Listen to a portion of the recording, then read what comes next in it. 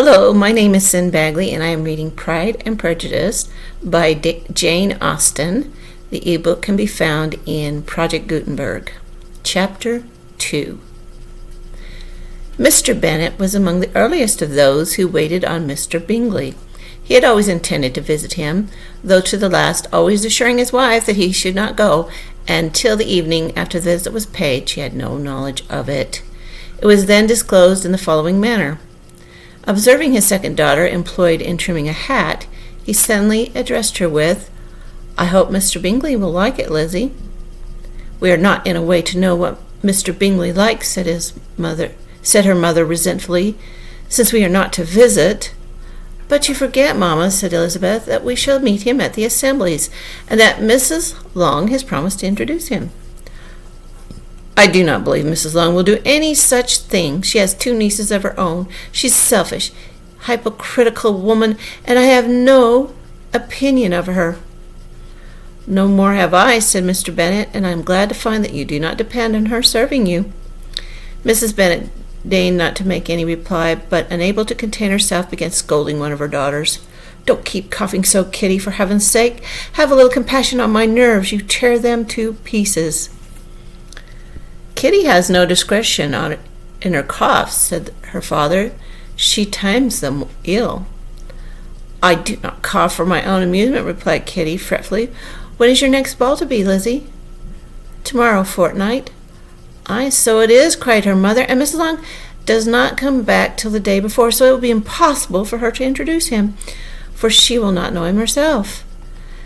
"Then, my dear, you may have the advantage of your friend, and introduce Mr. Bingley to her." "Impossible, Mr. Bennet, impossible, when I am not acquainted with him myself. How can you be so teasing?" "I honor your circumspection.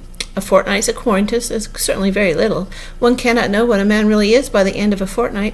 But if we do not venture, somebody else will. And after all, Mrs. Long and her nieces must stand their chance, and therefore, as she will think it an act of kindness, if you decline the office, I will take it on myself." The girls stared at their father. Mrs. Bennet said only, "Nonsense, nonsense!" "What can be the meaning of that emphatic exclamation?" cried he. "Do you consider the forms of introduction and the stress that is laid on them as nonsense? I cannot quite agree with you there. What say you, Mary? For you are a young lady of deep reflection." "I know, and read great books and make extracts." Mary wished to say something very sensible, but knew not how. "While Mary is adjusting her ideas," he continued, "let us return to Mr. Bingley." "I am sick of Mr. Bingley," cried his wife. "I'm sorry to hear that, but why did not you tell me so before? If I had known as much this morning, I certainly would not have called on him. It is very unlucky, but as I've actually paid the visit, we cannot escape the acquaintance now." The astonishment of the ladies was just what he wished, that of Mrs. Bennet perhaps surpassing the rest, though when the first tumult of joy was over she began to declare that it was what she had expected all the while. "How good it was in you, my dear Mr. Bennet! But I knew I should persuade you at last. I was sure you loved your girls too well to neglect such an acquaintance. Well, how pleased I am, and it is such a good joke, too, that you should have gone this morning and never said a word about it till now."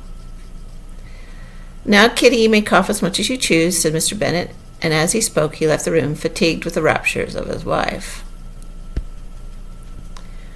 "What an excellent father you have, girls," said she, when the door was shut. "I don't know how you will ever make him amends for his kindness, or me either for that matter. At our time of life it is not so pleasant, I can tell you, to be making new acquaintance every day, but for your sakes we would do anything. Lydia, my love, though you are the youngest, I dare say Mr. Bingley will dance with you at the next ball." "Oh," said Lydia stoutly, "I'm not afraid, for though I am the youngest, I am the tallest." The rest of the evening was spent in conjecturing how soon he would return Mr. Bennet's visit, and determining when they should ask him to dinner. And that is the end of Chapter 2. And just a little note, if you enjoy my little readings, would you please like my video, or as some of my friends say, mount the like button, and share it with your friends.